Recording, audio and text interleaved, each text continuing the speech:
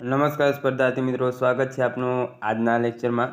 તો રસાયણ વિજ્ઞાનનો બીજો લેક્ચર આ કહેવાય, કારણ કે આગળનો તો આપણે 200 પ્રશ્નો અભ્યાસ કરી ગયા છીએ ને ઓલ ઓવર હવે આપણે જોઈએ તો 2500-2600 જેવા પ્રશ્નો પૂરા થવા આવ્યા છે। તો શરૂ કરીએ આજનો આ લેક્ચર।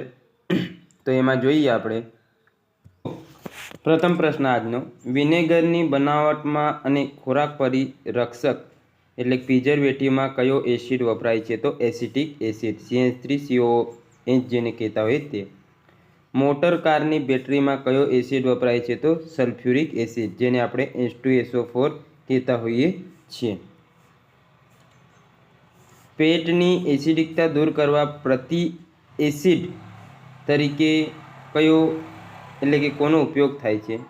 તો મેગ્નેશિયમ હાઇડ્રોક્સાઇડ MgOH ટ્વાઇસનો। સોના અને ચાંદીના શુદ્ધિકરણ માટે કયા એસિડનો ઉપયોગ થાય છે? તો નાઇટ્રિક એસિડનો।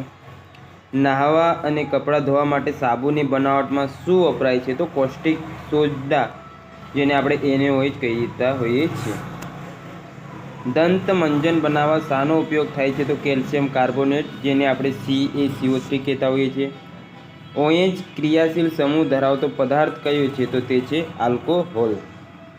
દૂધમાં રહેલ લેક્ટોઝનું લેક્ટેજ ઉત્સેચક શામાં રૂપાંતર કરે છે? તો લેક્ટિક એસિડમાં। ધાતુ ઓક્સાઇડની પાણી સાથેની પ્રક્રિયાથી શું બને છે? તો બેઝ। એસિડની ધાતુ ઓક્સાઇડ સાથેની પ્રક્રિયાથી શું મળે છે? તો ક્ષાર અને પાણી। બેઝની અધાતુ ઓક્સાઇડ સાથેની પ્રક્રિયાથી શું મળે છે? તો ક્ષાર અને પાણી।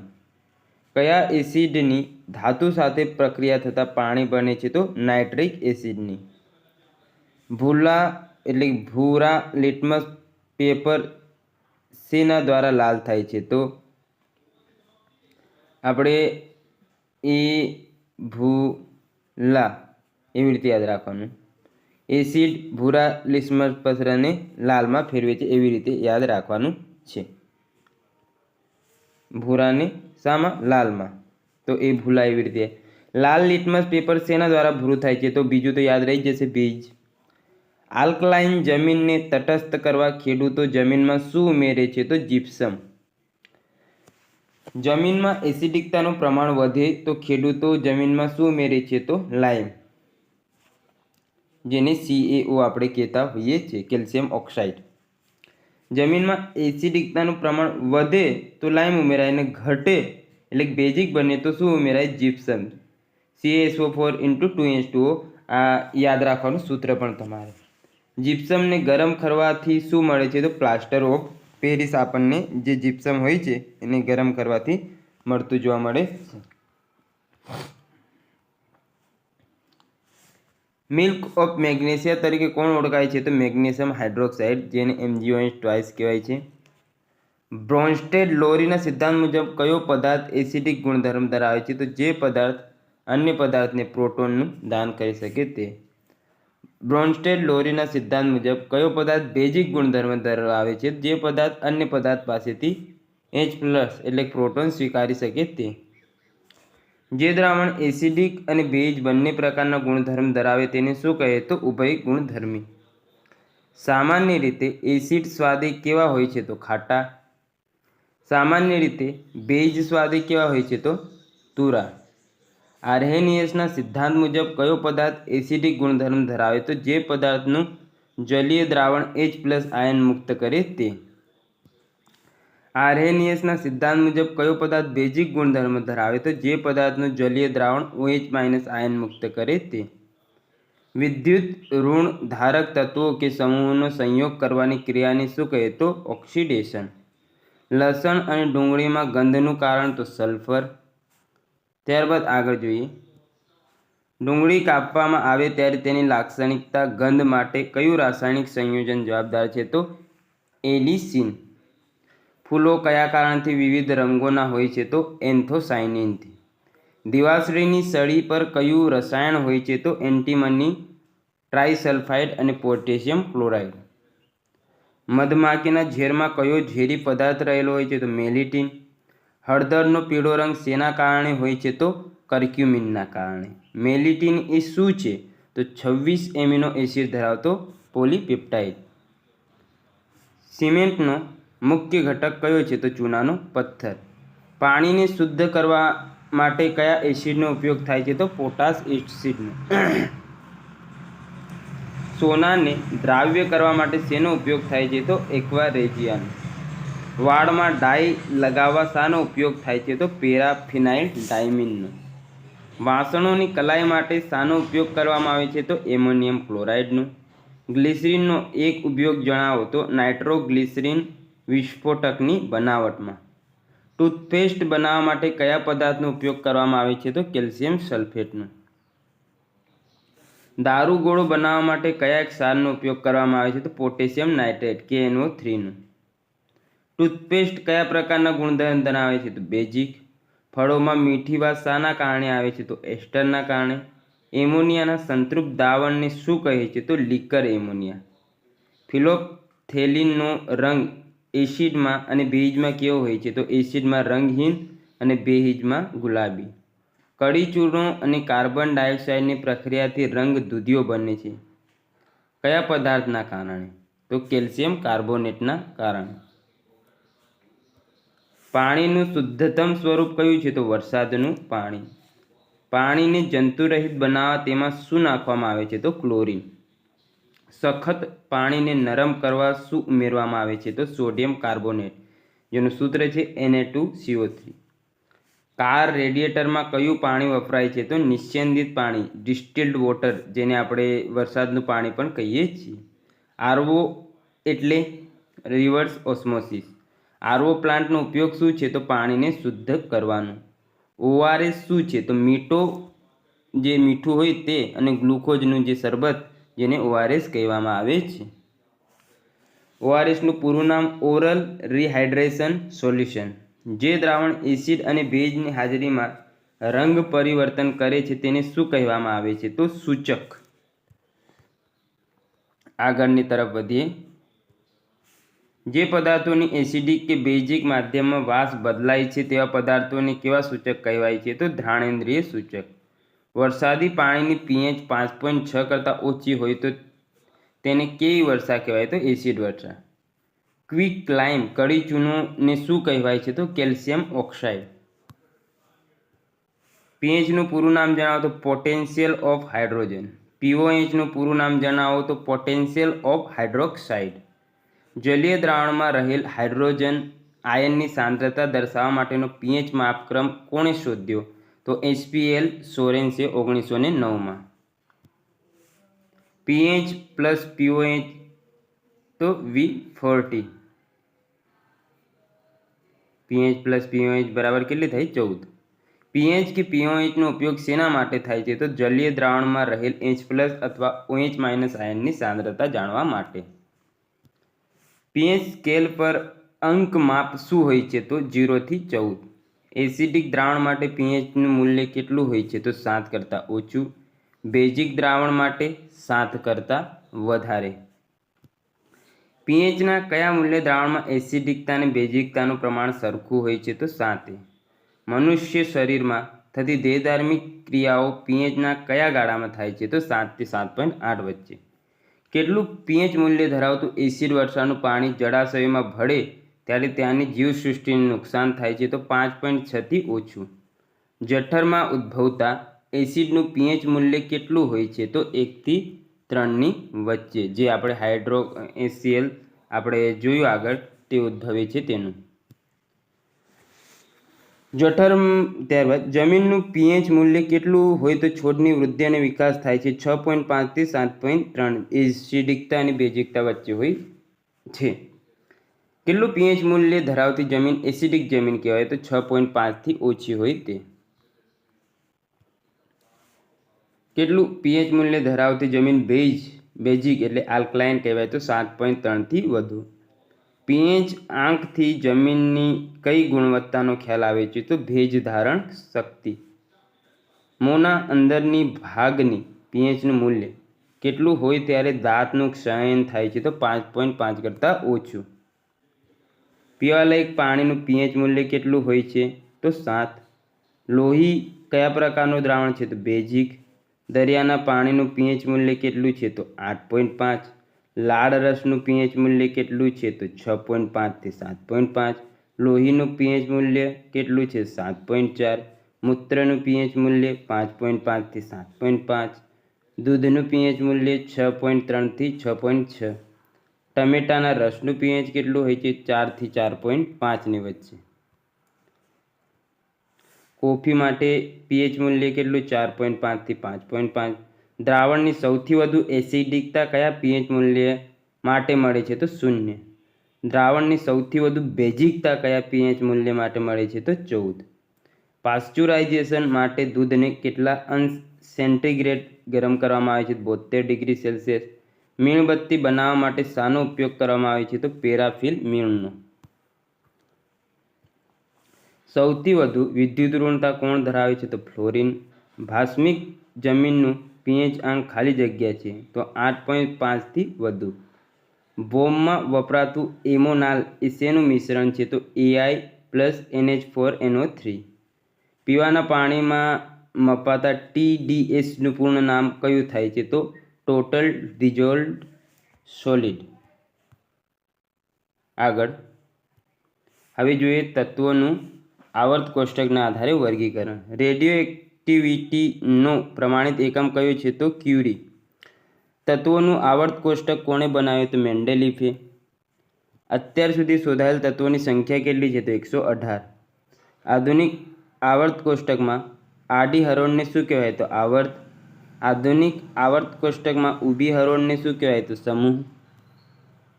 તાજેતરમાં શોધાયેલ 113 ક્રમાંકના તત્વનું નામ શું છે? તો નિહોનિયમ.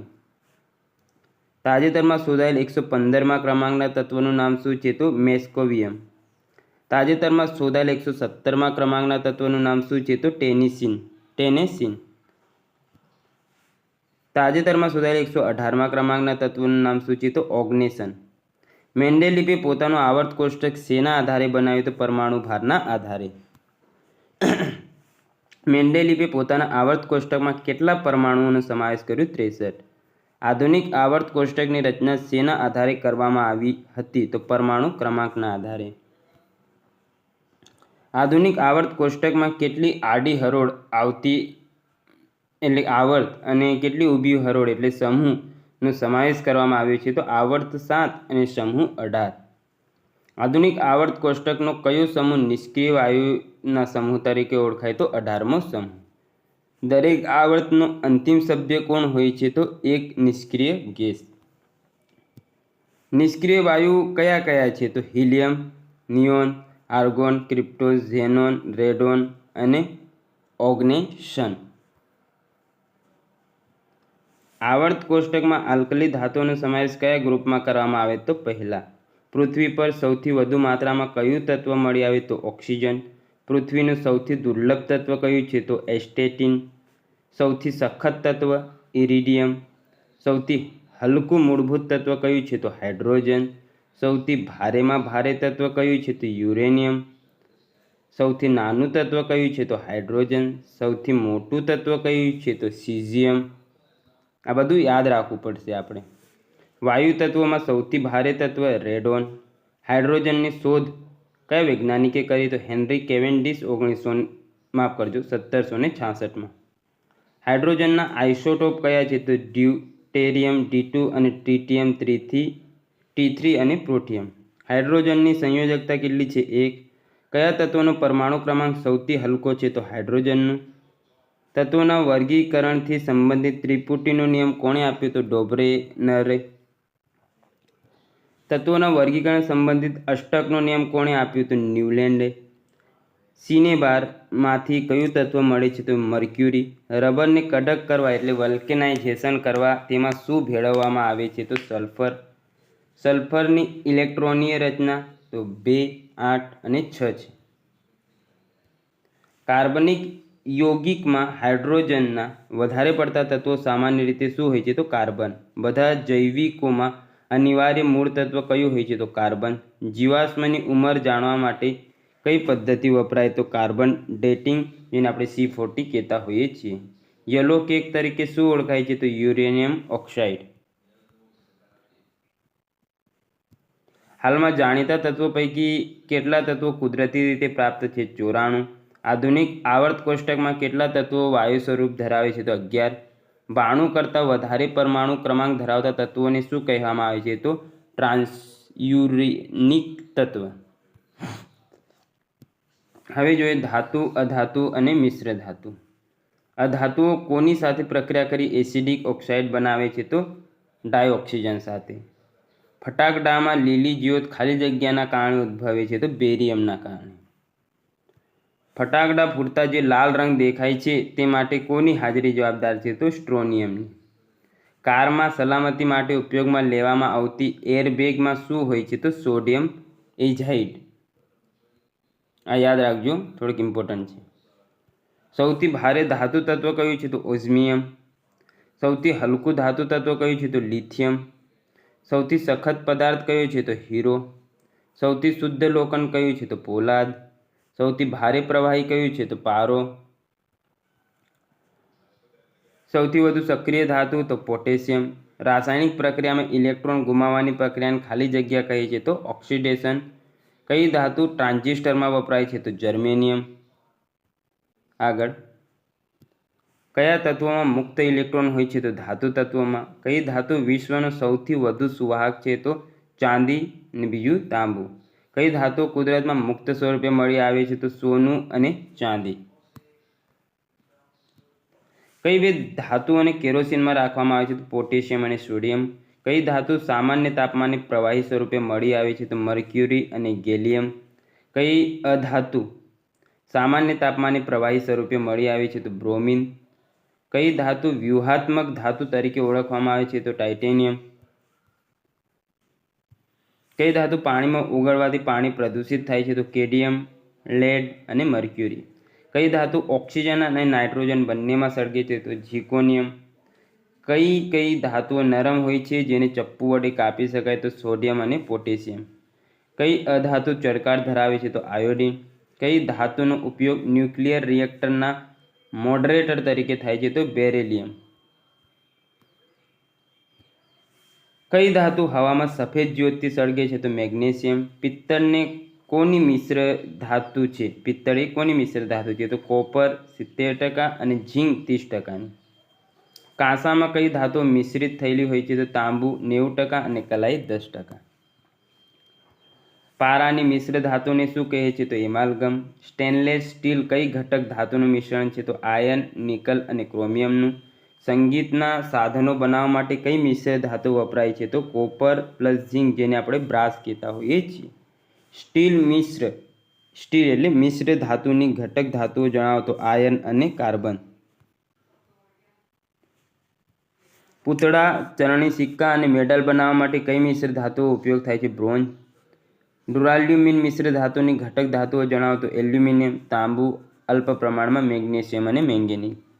વૈજ્ઞાનિક તુલા અથવા વજનમાં હલકા સાધનો બનાવવામાં કઈ મિશ્ર ધાતુનો ઉપયોગ થાય છે? તો મેગ્નેલિયમ. એરક્રાફ્ટ અને પ્રેશર કુકરની બનાવટમાં કઈ મિશ્ર ધાતુનો ઉપયોગ થાય છે? તો ડુરાલ્યુમિન. રોલ્ડ ગોલ્ડ કઈ ધાતુની મિશ્ર ધાતુ છે? તાંબુ અને એલ્યુમિનિયમની. ચમકીલી વિદ્યુત જાહેરાતોમાં શેનો ઉપયોગ કરવામાં આવે છે? તો નિયોનનો. ગન પાવડરમાં શાનું મિશ્રણ હોય છે? તો સલ્ફર, ચારકોલ અને પોટેશિયમ નાઇટ્રેટનું. પોટેશિયમ આયોડાઇડ અને ઇથેનોલના મિશ્રણને શું કહે છે? તો ટિંક્ચર આયોડિન. સ્ટીલને મજબૂતાઈ આપવા માટે કઈ ધાતુનું મિશ્રણ કરવામાં આવે છે? તો ક્રોમિયમ. ચુંબક બનાવવા માટે કઈ મિશ્ર ધાતુનો ઉપયોગ કરવામાં આવે છે? તો એલ્નિકો. રાસાયણિક દ્રષ્ટિએ હીરો શું છે? તો શુદ્ધ કાર્બન. હીરાને સળગતા કોલસામાં નાખવામાં આવે તો શું થશે? CO2 કાર્બન ડાયોક્સાઇડ બની જશે. હીરાના ચળકાટનું કારણ શું છે? તો પ્રકાશનું પૂર્ણ આંતરિક પરાવર્તન. હીરાનો વક્રીભવનાંક કેટલો છે? 2.42. હીરાનો 1 કેરેટ કેટલા મિલીગ્રામને બરાબર હોય છે? તો 200 મિલીગ્રામ. સોનાના ખનિજોના નામ જણાવો. સોનાના ખનિજોના. તો કોલ્વેરાઇટ, સિલ્વેનાઇટ. મેગ્નેશિયમના ખનિજોના નામ જણાવો. તો મેગ્નેસાઇટ, ઇપ્સમ સોલ્ટ, કાર્નેલાઇટ અને કિસેરાઇટ. પોટેશિયમના ખનિજોના નામ જણાવો. તો નાઇટર અને કર્નેલાઇટ. આયર્ન એટલે લોખંડના ખનિજોના નામ જણાવો તો haematite Fe2O3, magnetite Fe3O4, સિડેરાઇટ FeCO3 અને આયર્ન પાયરાઇટ ApH2. એલ્યુમિનિયમના ખનિજનું નામ જણાવો તો બોક્સાઇટ Al2O3 × 2s2. ઝીંકના ખનિજોનું નામ જણાવો તો ઝીંક બ્લેન્ડ અને કેલ્માઇન ઝીંકાઇટ. ટીનની ખનિજ જણાવો તો કિસેટેરાઇટ. ત્યારબાદ આગળ જોઈએ તો એમાં છે કોપરના ખનિજોનું નામ જણાવો તો cuprite Cu2O, copper pyrite CuFeS2, copper glance Cu2S, malachite Cu2COS2. સિલ્વરની ખનિજોના નામ જણાવો તો હોર્ન સિલ્વર AgCl અને સિલ્વર ગ્લાન્સ Ag2S. કેલ્શિયમની ખનિજોનું નામ જણાવો તો limestone CaCO2, ડોલામાઇટ CmgCO3 twice, gypsum જેને ચિરોડી કહે તેનું સૂત્ર છે CaSO4 × 2s2. લેડની ખનિજો જણાવો તો ગેલિના.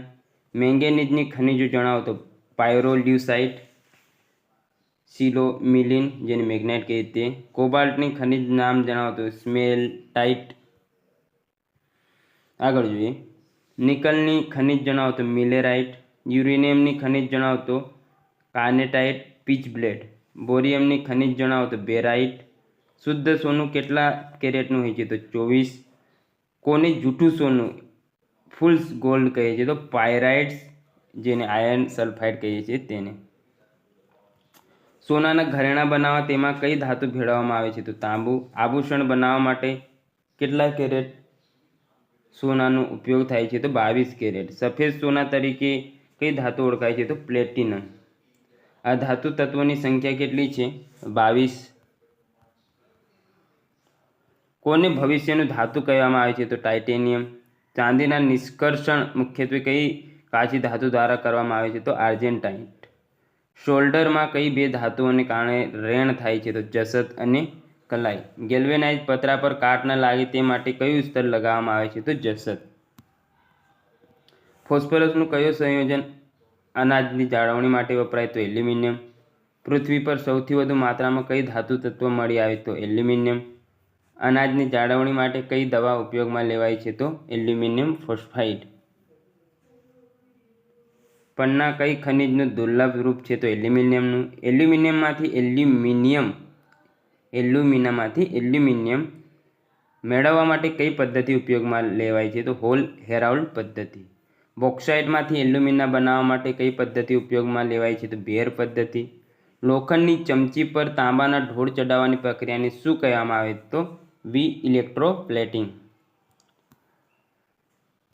અનાજની જાળવણી માટે કયા સંયોજનનો ઉપયોગ થાય છે તો એલ્યુમિનિયમ ઓક્સાઇડ. સાયકલના હેન્ડલ પર કઈ ધાતુનો ઢોળ ચડાવવામાં આવે તો ક્રોમિયમ. સ્ટીલની કઠોરતા વધારવા કઈ ધાતુ ઉમેરવામાં આવે છે ક્રોમિયમ. કોનો ઉપયોગ ફોટોક્રોમેટિક કાચ બનાવવા એટલે કે નિશાન કરવા અને શાહી બનાવવા થાય છે તો સિલ્વર ક્લોરાઇડનું. હોર્ન સિલ્વર પણ કહેવાય જેને. શાહીનો ડાઘ શેનાથી કાઢી શકાય તો ઓક્ઝેલિક એસિડથી. ચહેરાની ક્રીમ બનાવવા શાનો ઉપયોગ થાય તો ઝીંક ઓક્સાઇડની. ગ્રેફાઇટનો ઉપયોગ ક્યાં થાય છે પેન્સિલની લીડ બનાવવા. હવે આગળના પ્રશ્નો આપણે નેક્સ્ટ લેક્ચરમાં જોઈશું.